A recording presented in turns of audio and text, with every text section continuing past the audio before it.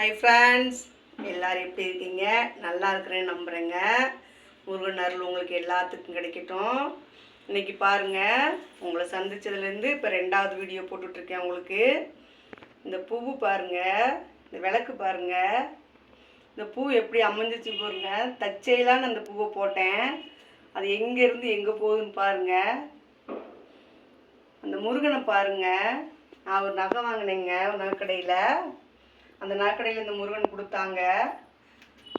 அது கீழே என்ன இருக்குன்னு பாருங்கள். என்கிட்ட முருகன் படம் தனியாகவே இல்லைங்க. ஆனால் இந்த முருகன் பாருங்கள், வெள்ளியில் ஆனது.